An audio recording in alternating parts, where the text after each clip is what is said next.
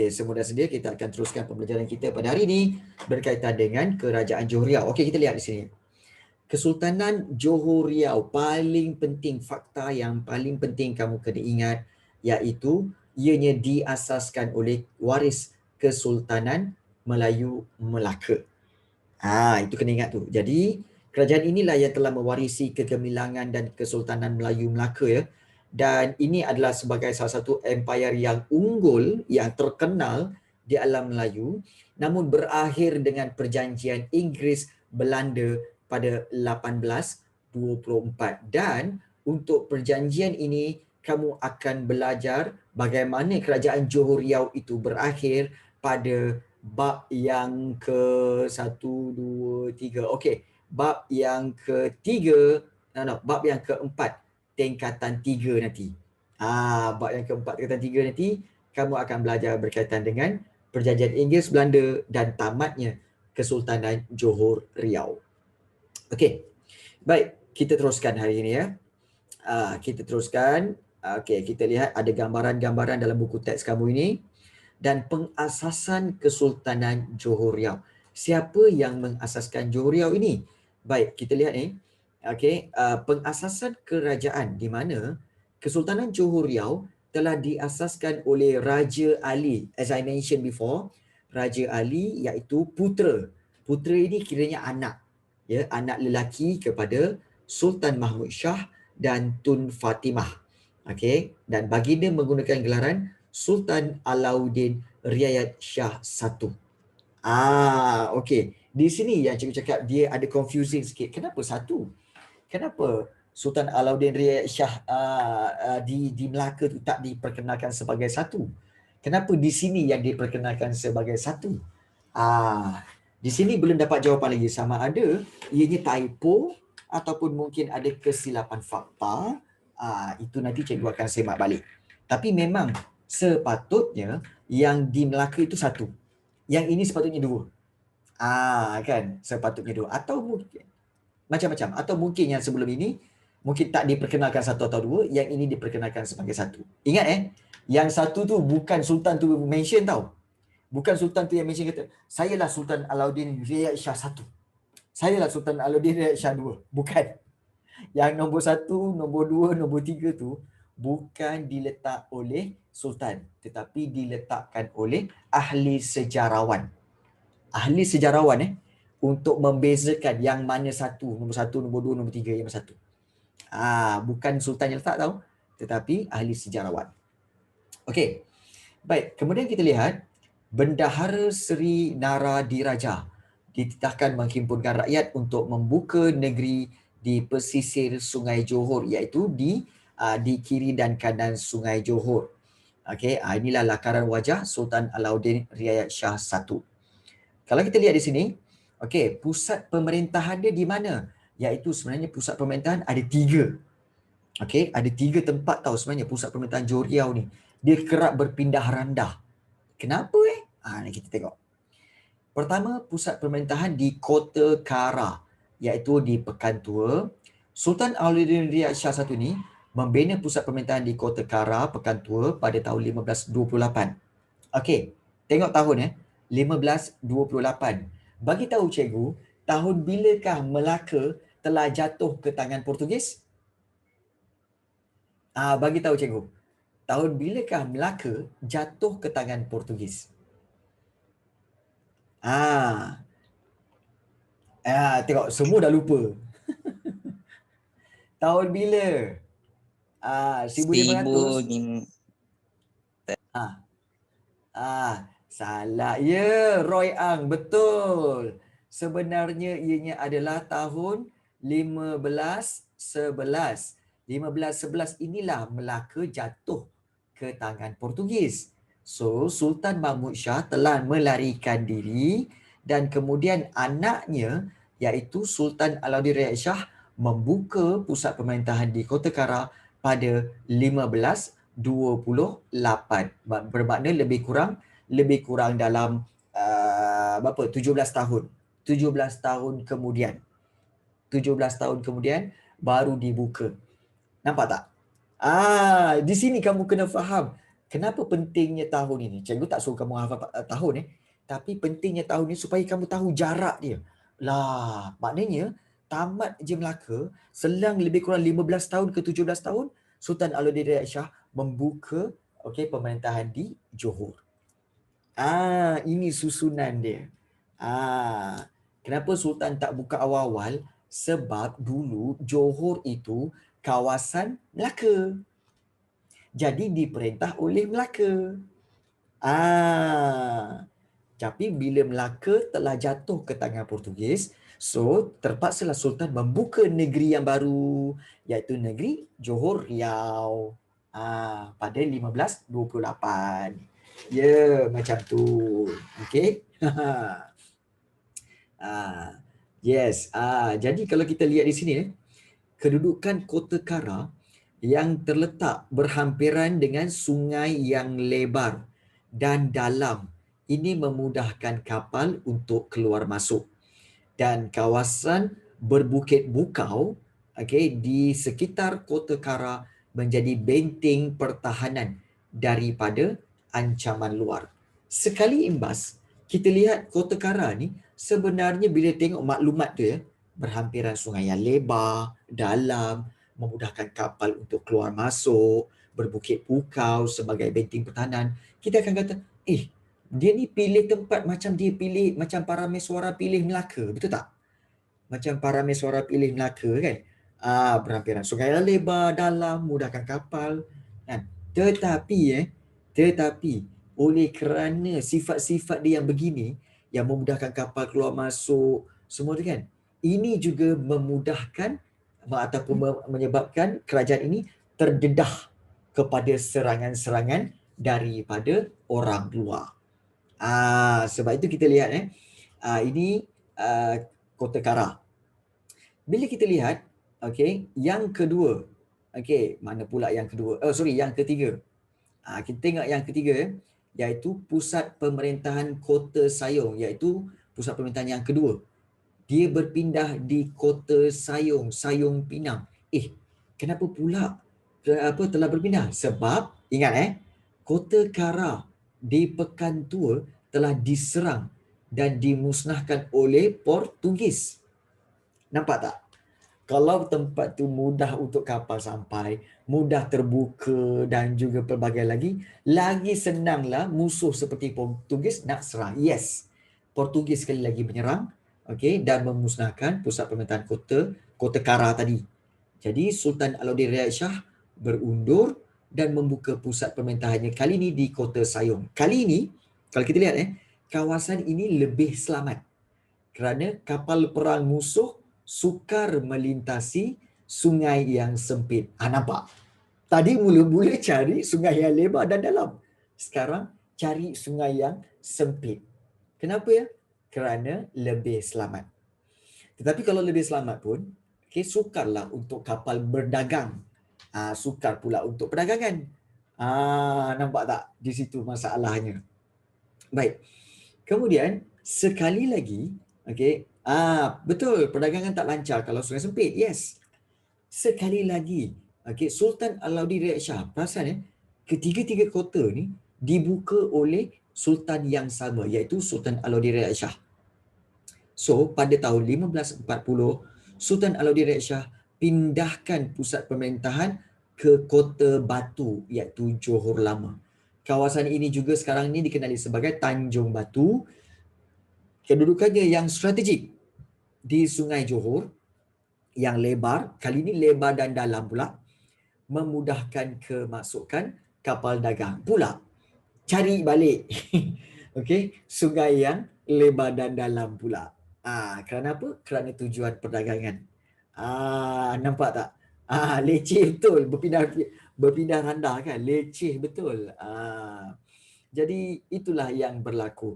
Bermakna di sini kalau kita lihat ada 3 kota yang di mana Sultan Alauddin Ryad Shah berpindah-pindah pusat pemerintahannya, iaitu pertama iaitu Kota Kara, yang kedua iaitu Kota Sayong, dan yang ketiga iaitu Kota Batu.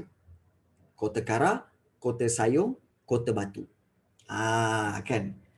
Jadi itulah pemindahan yang dilakukan oleh Sultan Alauddin Riyad Shah. Dan kita lihat di sini, tahukah anda bahawa Johor Riau yang diasaskan oleh Sultan Riyad Shah satu ni berkembang dan diperintah oleh Sultan daripada 2 keturunan. Daripada tahun 1528 hingga 1699, pemerintahan Kesultanan Johor Riau diketuai oleh waris Kesultanan Melayu Melaka. Tapi daripada 1699 hingga 1824, kegemilangan dan kemasyhuran Kesultanan Johor Riau diteruskan pula oleh Sultan yang berketurunan Bendahara Johor. Kenapa kenapa ya?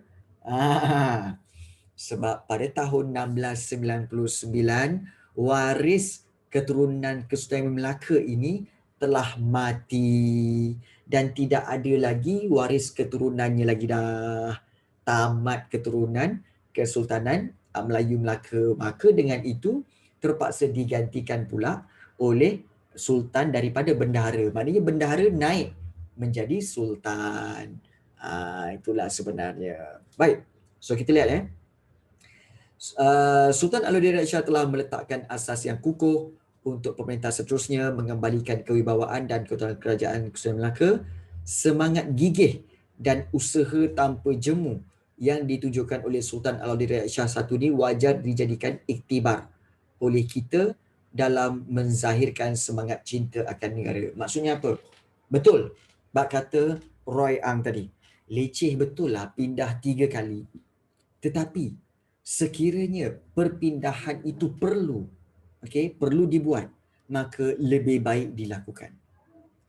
Kena ingat kadang-kadang setiap perkara ada pro and cons, betul. Ya, rugi berpindah randah, tetapi harus diingat, bila berpindah maka mungkin akan menambahkan lagi keuntungan. Kita tak tahu. Mungkin menambahkan lagi keuntungan, kita tak tahu.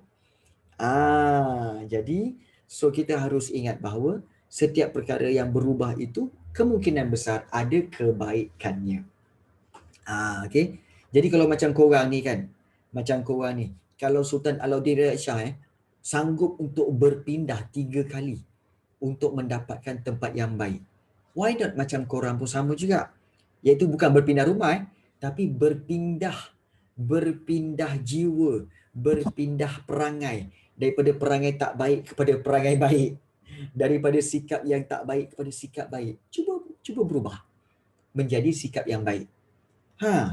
Mungkin tak rugi. Kan? Jadi tak rugi. Jadi itulah, berpindah itu mungkin sesuatu yang lebih baik. Itu kesimpulannya lah. Okey. Baik, kita nak tengok soalan. Dan satu soalan sini, pada pendapat anda, mengapakah pemerintah Kesultanan Johor Riau sering memindahkan pusat pemerintahan? Okey. Soalan ini, pada pendapat anda, mengapakah pemerintahan Kesultanan Johor Riau sering memindahkan pusat pemerintahan? Cikgu akan berikan 2 markah untuk ini. Jadi, cikgu nak kamu semua tuliskan jawapannya dalam grup chat ini. Grup chat ni kan ada ruangan chat Zoom ni kan. Cikgu nak setiap orang tulis jawapan dia dalam tu. Cikgu nak tengok jawapan kamu. Kan? Sebab kita dah bincang kan perpindahan tu kenapa kan? Cikgu nak kamu buat dalam bentuk ayat penuh. Soalannya ialah, pada pendapat anda, mengapakah soalan ini pada pendapat anda, mengapakah pemerintah Kesultanan Johor Riau sering memindahkan pusat pemerintahannya? Berapa markah? 2 markah. 2 markah. Okey. Cikgu bagi masa lebih kurang 3 minit untuk kamu buat. Cuba buat. Kita ada berapa orang ni? Cikgu dah kira ni. Kita ada 20. Copy dan paste boleh ke? Ayat kena buat dalam bentuk ayat jawapan Cikgu ajar kan? Ayat jawapan. Ayat jawapan macam mana? Iaitu kena ada pada pendapat saya. Ingat, itu ayat jawapan. Pada pendapat saya, dan teruskan dengan jawapan kamu. Okey. Ingat, ini untuk melatih kamu menjawab soalan-soalan struktur dan esei. Ingat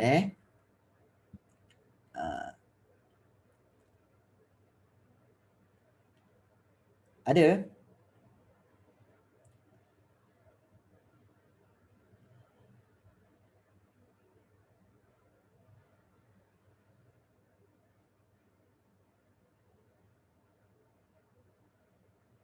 Okey, Kavia.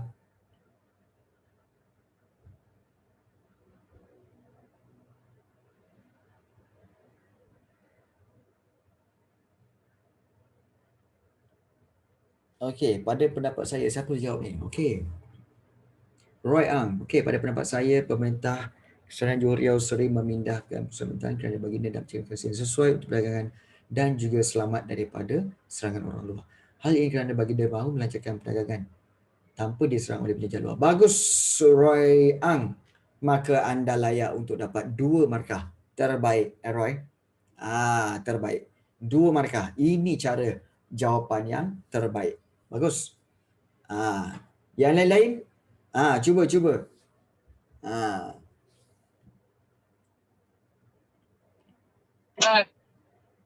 apa Syami?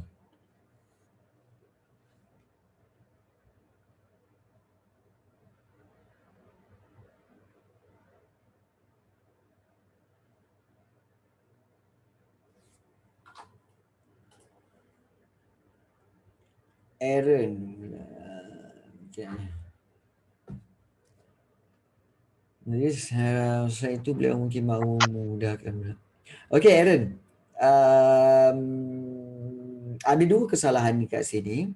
Okey, kesalahan pertama iaitu kamu tak gunakan ayat pada pendapat saya. Itu satu. Okey, kamu kena mulakan jawapan dengan pada pendapat saya. Ah, ah. Kemudian satu lagi, gugurkan perkataan mungkin. Jangan guna mungkin. Kamu berikan aja fakta tu. Okey. Kamu jangan gugurkan perkataan mungkin. Jangan guna mungkin. Eh. Okey, saya itu perintah juga mencari kegunaan saja agar perdagangan berjalan dengan lancar. Bagus, Vigna version. 2 markah untuk Vigna version. Bagus. Bagus. Okey, kalau salah fakta. Fakta tu betul. Okey, fakta tu betul. Tapi fakta tu bila mungkin. Macam kau tak pasti je jawapan dia. Macam tak pasti je. Beri je. Okey. Ada pula perkataan mungkin-mungkin lah. Jangan mungkin. Ingat apa? Dan mungkin bila nanti. Tak.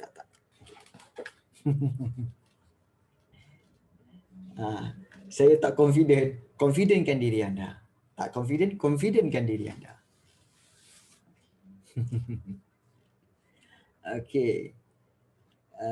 Akhir Rafiq. Pusat minta berkenaan disebabkan oleh keperluan strategi ketenteraan. Okey. Selain itu, pertahanan serta muslihat mempertahankan diri daripada ancaman Portugal. Okey, Akhir Rafiq, bagus. Cuma ayat kamu tak teratur. Taklah Aaron mana dia. Ayat kamu tak teratur. Okey. Cikgu buat pembetulan kat sini untuk Akhir Rafiq ya. Okey. Akhir Rafiq tengok cikgu sharekan ya. Okey. Okey. Cikgu tengok Sekejap. Okey. Mana pula dia ni?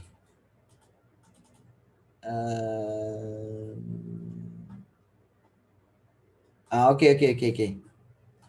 Boleh je. Okey, mana pula tadi ni? Ish. Okey, baik. Ini kamu punya jawapan tau.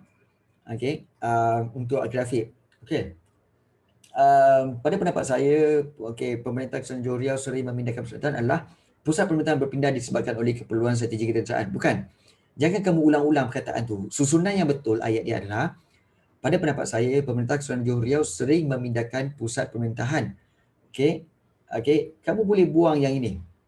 Okey, boleh buang yang ini. Okey, pusat pemerintahan. Okey. Yes, macam tu. Disebabkan oleh keperluan strategi ketenteraan. Selain itu, okey, tambahkan dengan perkataan sebagai okey, strategi pertahanan serta muslihat mempertahankan diri daripada ancaman Portugis dan Aceh. Dan yang ini baru dikatakan ayat yang sempurna. Boleh tak Akil Rafiq? Betul. Ini pun ejaan salah ni. Ini bukan memindahkan, sebab memindahkan. Okay. So jangan diulang-ulang macam tu. Banyak sangat pengulangan tu, fakta dah keliru sebenarnya. Okay. Hemendran, pada pendapat saya pemerintah Johor selalu menggunakan kerana bagi dia mencari kawasan selamat. Selain itu bagi dia mahu membuat perdagangan tanpa diserang. Okay. Boleh juga Hemendran untuk 2 markah. Yohanes, untuk mengurangkan serangan. Okay. Memindah beliau dapat mencari tempat yang lebih strategi. Kesimpulannya setiap kerja yang dibuat serta-merta adalah ada kebaikannya. Apa yang ada dalam minda saya. Okey. Terima kasih untuk berlaku jujur Yohanes. Okey. Baik, tak apa. Okey. It's okay. Okey. Kita belajar memang macam tu sebenarnya. Okey. Baik. Tak apa. Cikgu akan lihat. Okey, Yohanes, ini jawapan kamu. Okey, pada pendapat saya, Pemerintah Kesultanan Johor sering memindahkan pusat pemerintahan. Okey. Kerana untuk mengurangkan serangan orang luar. Okey. Kerana dan untuk dia tak boleh guna sekali ya. Dia kena guna salah satu. Dia bukan kena dua-dua. Kerana untuk tak boleh. Dia kerana atau untuk. Jadi pilih salah satu. Jadi kalau cikgu gugurkan untuk, kerana okey, mengurangkan serangan orang luar sebenarnya bukan untuk mengurangkan serangan macam seolah-olah serangan tu banyak sangat, bukan. Okey. Kerana bukan mengurangkan tapi kita nak mengelakkan. Kerana mengelakkan serangan orang luar. Elakkan bukan kurangkan, elakkan. Selain itu dengan memindah, bukan memindah tapi berpindah. Okey, berpindah. Beliau ni cikgu tahu kamu dah tukar kepada baginda. Okey, dapat mencari tempat yang lebih strategik. Okey. Untuk sejarah tak perlu ada kesimpulan. Cukup dengan itu. Okey. Cukup dengan itu, tak perlu ada kesimpulannya Yohanes. Ini bukan BM. Okey. Pada pendapat saya untuk mengelak daripada serangan luar dan begini nak mencari lokasi yang sesuai untuk perdagangan. Okey, 2 markah untuk Puteri Sarah Amani. Bagus. Bagus. Mana Aiman ni? Aiman mana Aiman? Tak hantar. Terlelap. Aiman master ni. Nazhan? Itulah pasal Syami, Syafiqah Batrisha, Tasnim.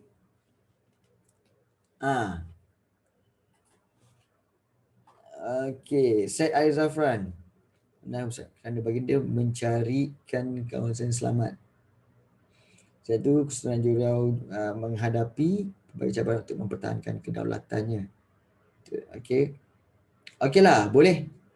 Boleh Syed Air Zafran, 2 markah untuk kamu. Cuma banyak sangat typo tu. Kesultanan jadi kesultanah. Okey. Mencarikan. Banyak sangat typo tu. Hati-hati. Okay. Hari tak ramai orang. Yes, betul. Okey. Baik. Jadi kita akan teruskan dengan nota kita seterusnya. Yes. Kesultanan. Bukan kesultanah. Kesultanan. Okey. Baik. Kita teruskan. Okey, setelah kita tahu tentang Johor Riau ini sering berpindah randah. Kota Kara pindah kepada Kota Sayong, pindah ke Kota Batu. Okey, 3 berpindah-pindah sebab untuk mengelak serangan daripada ancaman Portugis dan serangan daripada pelbagainya lagi kan. Jadi kemudian untuk melancarkan perdagangan. So kita lihat apakah cabaran ke arah kegemilangan Kesultanan Johor Riau. Okey. Baik. Sila perhatikan betul-betul ya. Apa maksud sebenarnya cabaran ya?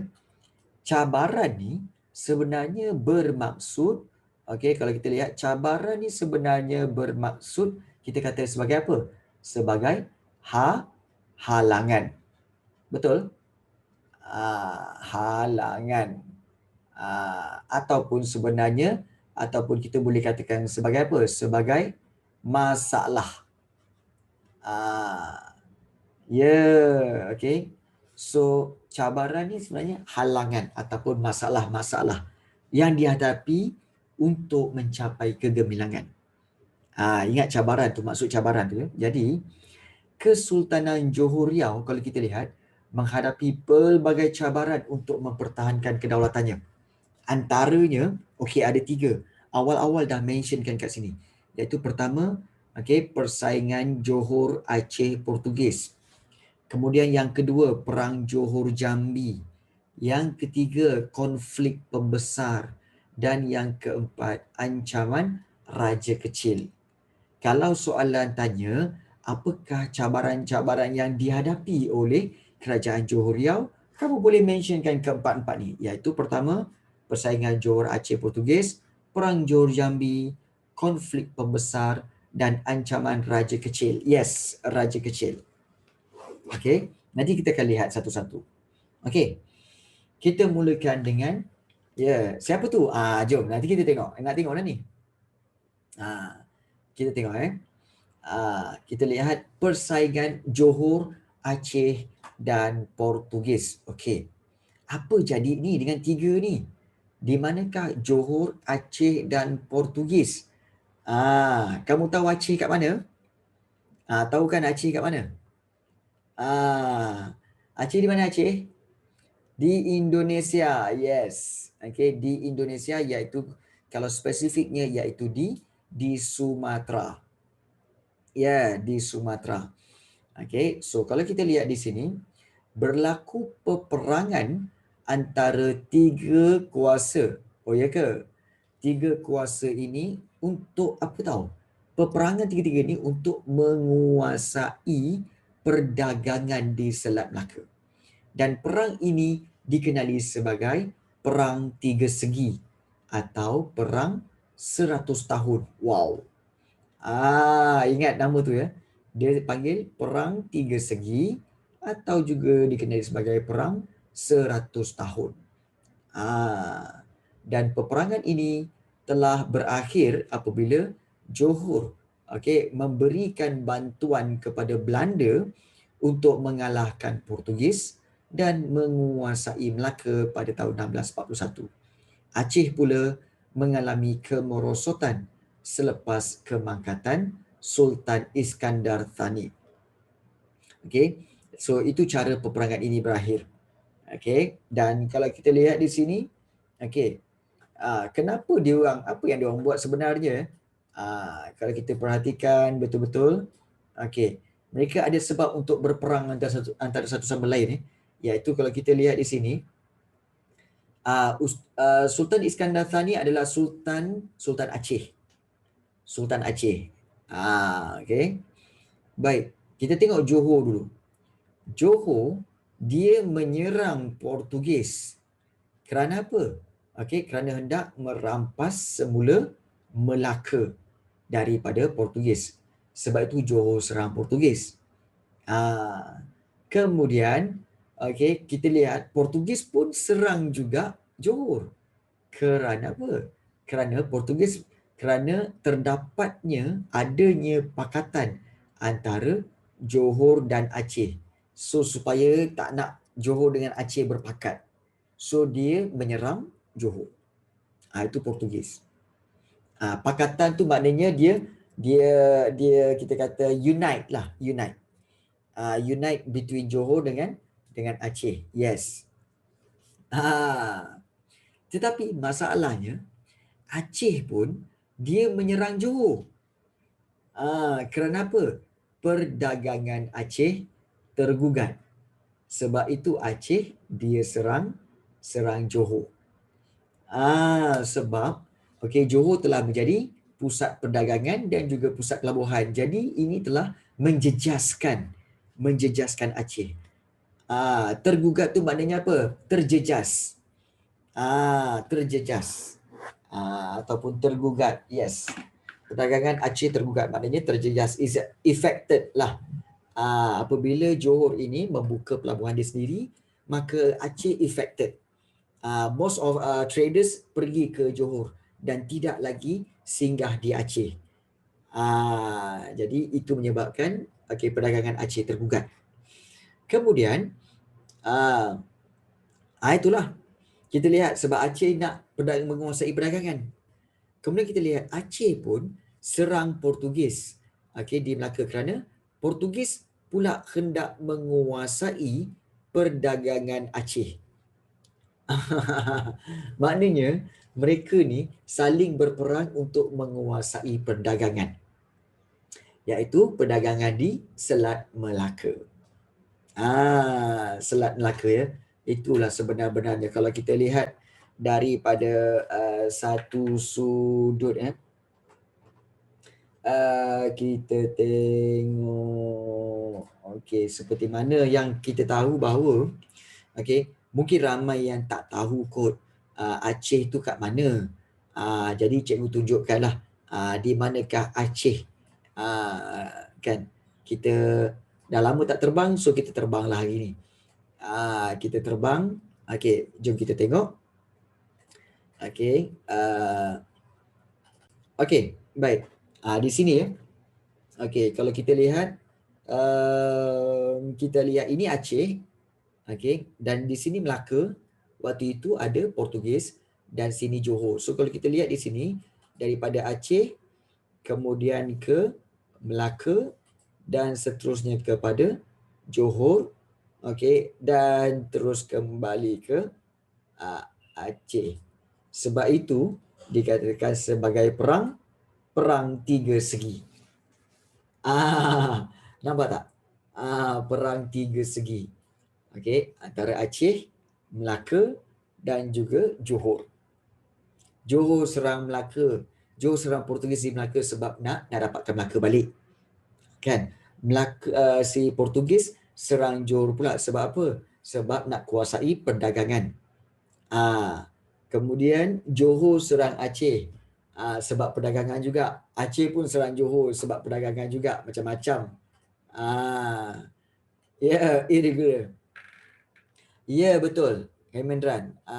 Johor ni macam Melaka yang kedua pada waktu itu.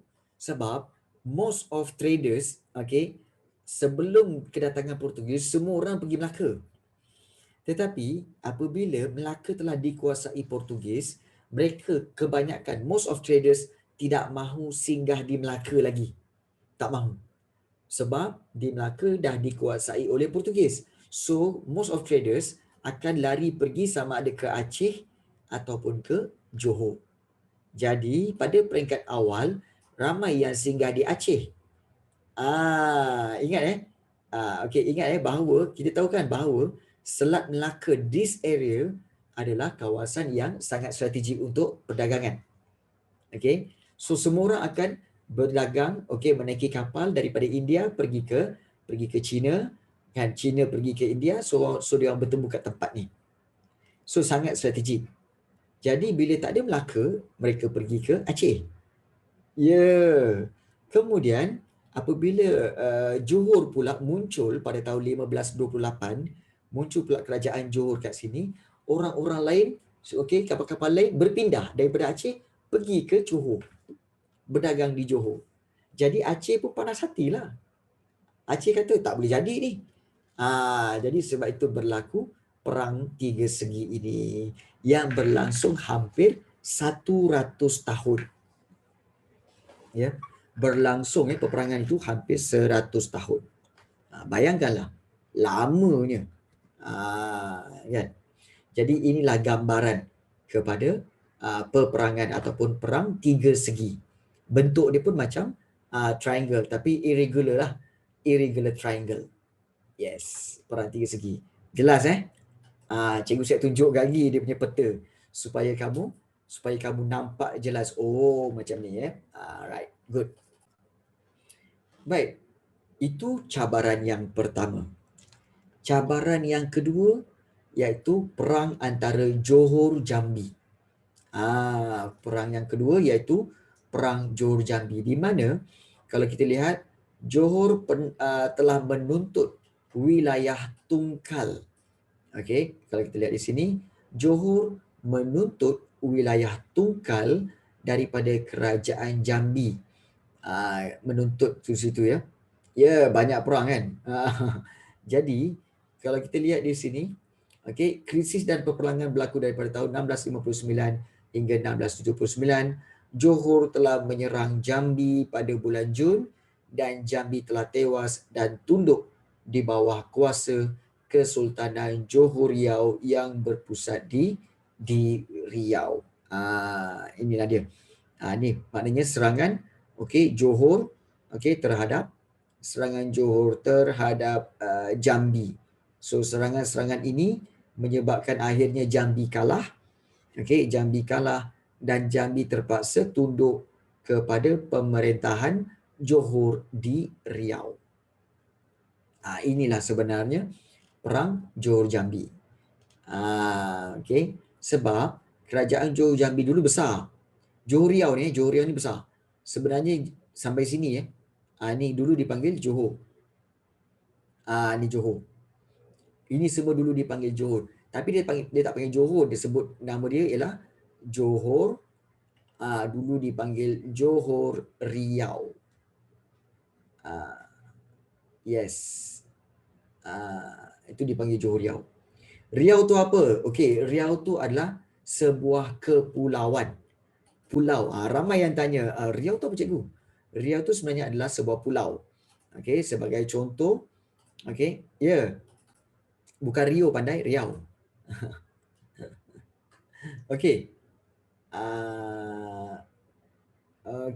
Kalau kita nampak di sini.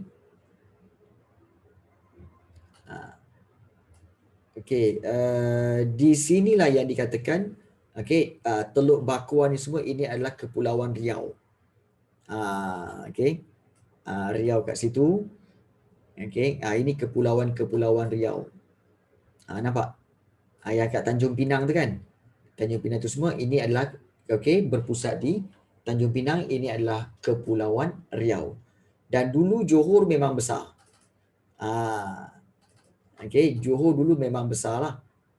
Maknanya Johor dulu, Johor Riau tu dulu sebenarnya bermula daripada Johor ni bawa sampai ke Riau sini. Nampak tak ada Riau ni? Jambi, Sumatera, sini Belitung sampai ke Pontianak, naik ke Riau Island dan terus ke sini. Ni kawasan Johor Riau dulu. Ni kawasan Johor Riau dulu ya. So ini dipanggil Johor Riau dulu. Sekarang tak lah kan. Sekarang tak ada lah. Boleh faham ada Riau Island semua tu. Baik, bagus. So itulah Kesultanan Johor Riau. Baik, itu cabaran yang kedua. Namun berjaya dihadapi dengan baik oleh Johor. Non-Nagon Non-Nagon pun boleh. Yang ketiga ialah konflik pembesar. Konflik pembesar ni apa cikgu? Iaitu konflik pembesar ni ialah konflik bermaksud apa? Konflik bermaksud pergaduhan ataupun pertengkaran. Antara siapa? Bendahara Tun Habib Abdul Majid dengan Laksmana Tun Abdul Jamil. Ingat nama dua tu. Nama hampir-hampir tu problem kat tu. Tapi ingat seorang tu bendahara, seorang lagi tu Laksamana. So seorang bendahara, seorang Laksmana. So bendahara Tun Habib Abdul Majid dengan Laksmana Tun Abdul Jamil. Sebab apa dia orang bergaduh? Sebab mereka berebut untuk menguasai pemerintahan kerajaan Johor Riau. Dan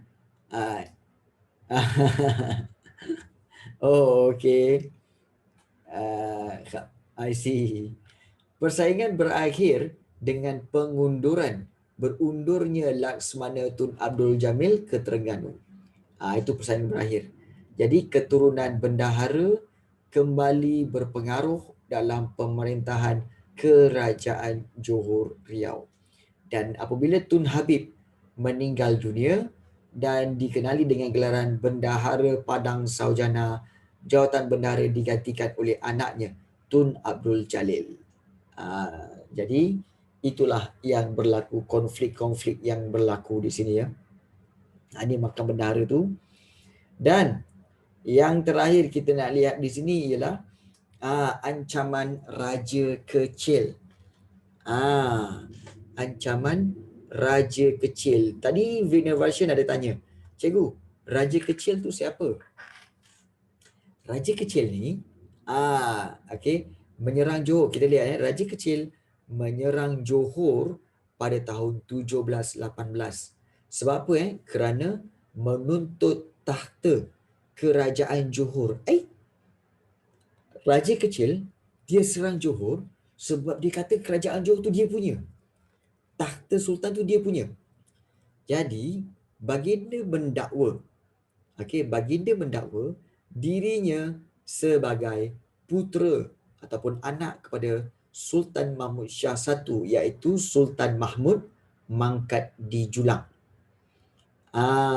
Jadi dia kata dia anak sultan yang Mahmud mangkat di Julang tu. Jadi beliau mengisytiharkan dirinya sebagai Sultan Johor Riau dengan menggunakan gelaran Sultan Abdul Jalil Rahmat Shah. So, Raja Sulaiman, iaitu putera Sultan Abdul Jalil Rahmat Shah yang keempat ini, meminta bantuan Opu Bugis 5 bersaudara. Siapa pula Opu Bugis ni? Untuk mengusir, untuk menghalau raja kecil ini. Opu Bugis, gelaran untuk kerabat diraja Bugis Luwu di Sulawesi Selatan. Antara yang terkenal termasuklah Opu Bugis 5 bersaudara yang terdiri daripada Daeng Parani, Daeng Menambun, Daeng Merewah, Daeng Celak dan juga Daeng Kemasi. Ingat tak kita ada seorang kawan nama Daeng? Ingat tak kita ada seorang kawan pelajar kita nama dia Daeng tu kan? Yang cool tu kan? Daeng tu keturunan daripada inilah. Dia keturunan Bugis dan dia berketurunan daripada Opu Bugis 5 bersaudara ini. Okey. Nampak? Ya, inilah dia. Sebab itu dia guna nama Daeng juga. Daeng tu. Yes. Memang betul.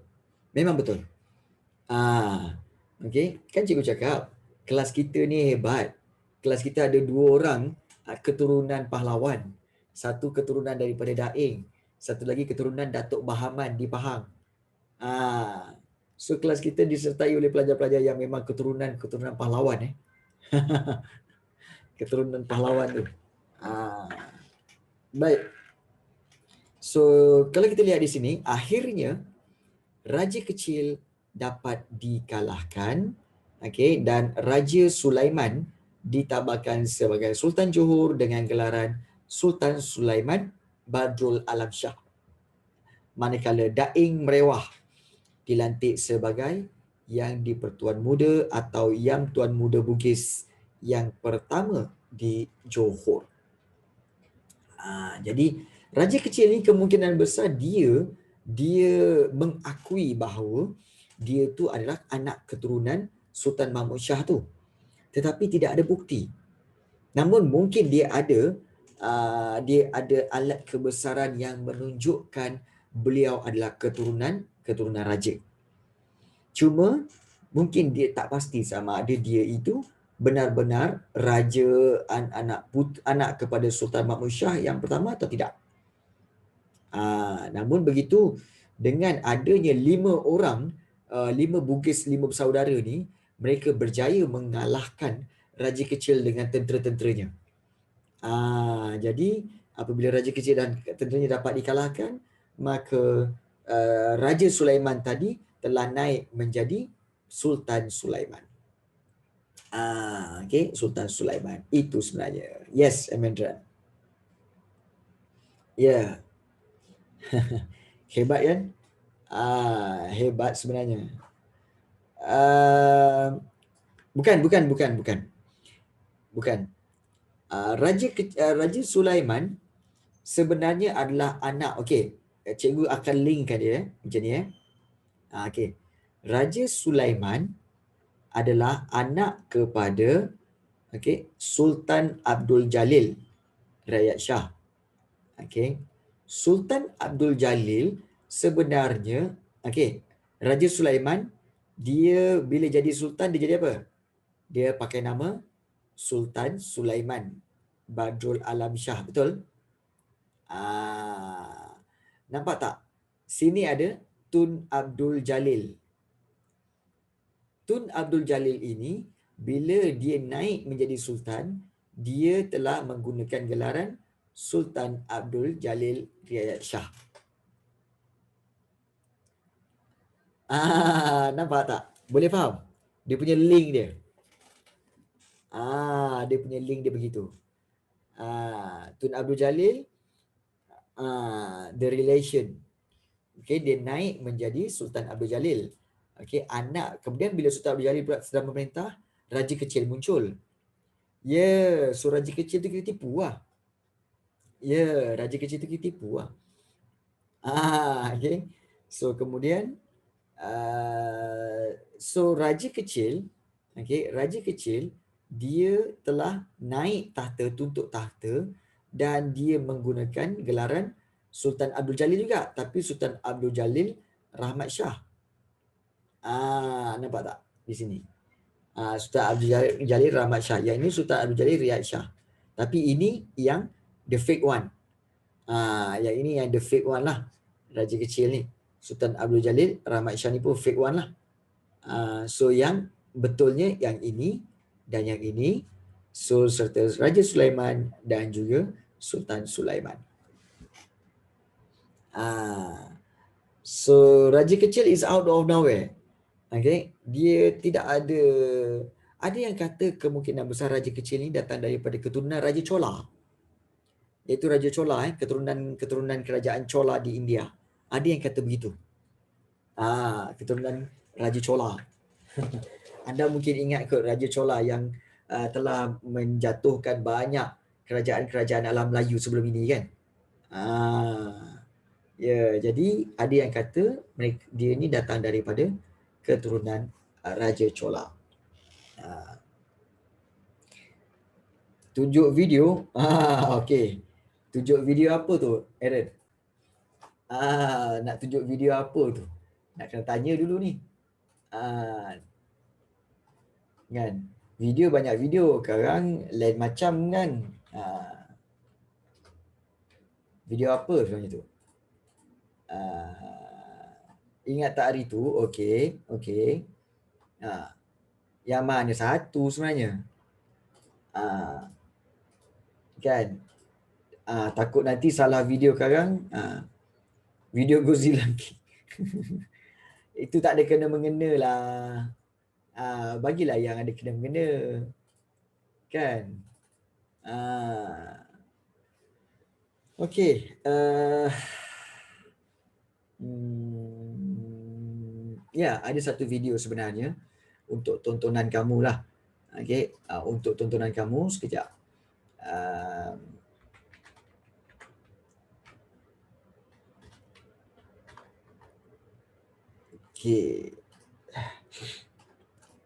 Apa yang kamu nak tahu sebenarnya?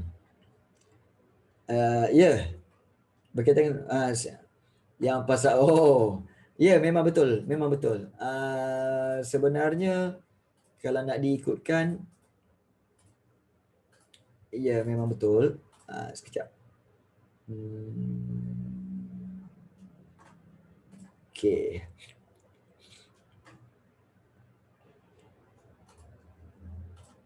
Okey, so kita akan lihat.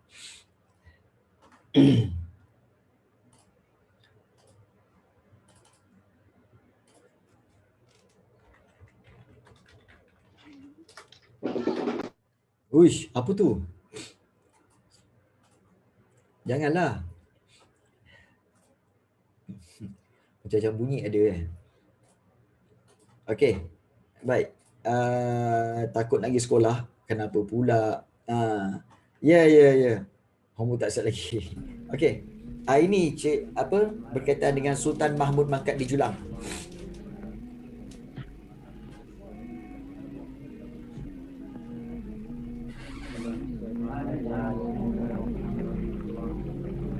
Hai Laksmana, basah nampaknya. Ya, tiap-tiap basah mesti ada keringnya. Okey. Baik. Macam pernah tengok, yes. Video ni lagi. Okey. Kena ingat bahawa situasi ini di mana Sultan Mahmud, ini Sultan Mahmud yang mangkat di Julang itu, sebenarnya ya Sultan Mahmud inilah sebenarnya dia memang kalau pergi sembahyang dia akan di Julang. Okey, yes, di Julang. Dan ingat bahawa raja ataupun pembesar ataupun rakyat tidak boleh sekali-kali untuk menderhaka kepada raja. Jadi bila cakap itu bunyi macam menderhaka, sebab itu Sultan sound. Sultan pun murka. Kita tengok. Mengapa Laksmana berkata demikian? Bagaimana tuanku menanam, begitu juga Patik menuai. Cis Laksmana, kenapa begitu biadab? Jika kerbau mempunyai tanduk, rutan yang lembut juga mempunyai unak, tuanku. Dato' Laksmana, kenapa biadab terhadap Sultan? Cis! Sultan Ariel, sultanku sembah! Sultan Zalim, sultanku serang!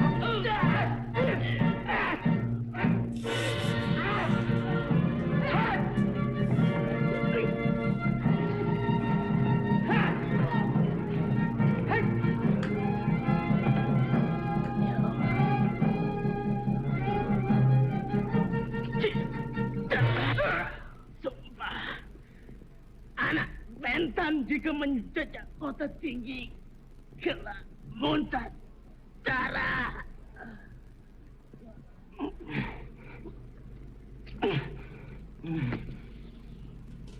Ya, betul.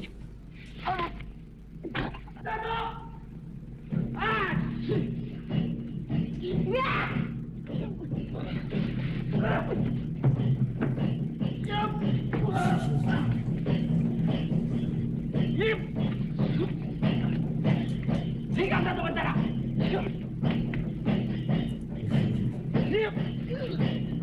Binasakan pendahaka itu.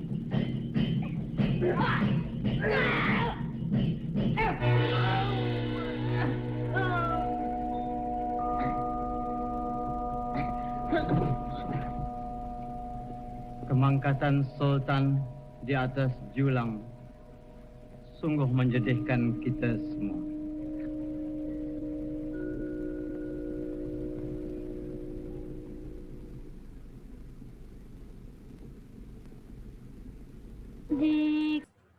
Okey. Baik. So ada banyak soalan tadi. Kenapa muntah darah selepas kaki kena keris? Kemudian bukan ke raja tu yang bunuh isteri dia. So kenapa dia pula memberikan sumpahan itu? Okey, sebenarnya ada dua. Pertama, telah ada satu perjanjian antara keturunan raja dengan keturunan rakyat di mana mereka tidak boleh menderhaka. Kalau menderhaka bermakna sultan itu kalau dia cakap apa pun kemungkinan akan berlaku sumpahan itu ke atas rakyat. But raja bukan ada power, tak ada power. Raja bukan ada magic ke ataupun super power ke, tak ada. Tetapi that is what we call mutual agreement. Contoh macam apa tahu? Macam kisah si Tanggang dengan ibu dia. Apabila Tanggang tu kata apa, dia tak mengaku ibu dia tu sebagai ibu, maka ibu dia kata apa? Dia minta kepada Tuhan, kalau betul anak aku ni, jadikanlah dia batu. Tuk, anak dia Tanggang jadi batu. Adakah ibu dia ada super power? Tak ada. Ibu dia tak ada super power. Tetapi ibu dia dengan Tanggang tu ada mutual bonding yang dikatakan sebagai hubungan anak dan ibu. So dia ada kuasa kat situ untuk menjatuhkan sumpahan. So begitu jugalah dengan sultan tu. Itu satu. Yang kedua, ya betul, yang mati kat Julang tu sultan. Yes. And then yang kedua, yang cucuk tu ialah Laksmana. Laksmana. Dia Laksmana. So, kalau kita lihat di sini, satu lagi, ada kemungkinan besarnya kerana apa tahu? Sultan itu, dia tak semestinya 100% salah. Dia bukan 100% salah sebab mungkin dia telah dihasut oleh para pembesar yang jahat lain untuk apa? Untuk membunuh isteri Laksmana itu. Jadi bukan salah dia 100% tetapi salah pembesar yang lain. Sebab itu dia telah pun menjatuhkan sumpahan itu dan sumpahan itu berlaku lah sebenarnya. Okay. So itu ada possibilities yang mungkin berlaku lah sebenarnya ya. Kenapa muntah darah selepas kaki kena keris? Sebab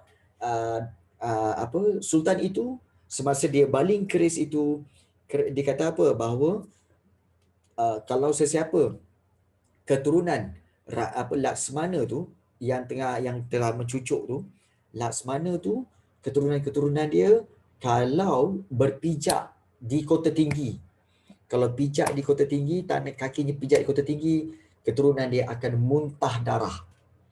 So itu sumpahan dia, sumpahan daripada sultan. Sebab itu apabila dia cucuk kat kaki, bermakna Laksmana tu adalah keturunan Bentan lah, dan dia pun adalah orang Bentan. Yes, the curse. So the curse itu happen on the spot. The curse tu happen. Yeah, that's what. Okay. So itulah dia tentang Sultan Mahmud mangkat di Julang yang berkaitan dengan Kesultanan Johor Riau tu. Okay. So harap-harap kamu semua dapat memahami sedikit sebanyak tentang Kesultanan Johor Riau tu lah. Hebat Ada quiz ke? Tak ada.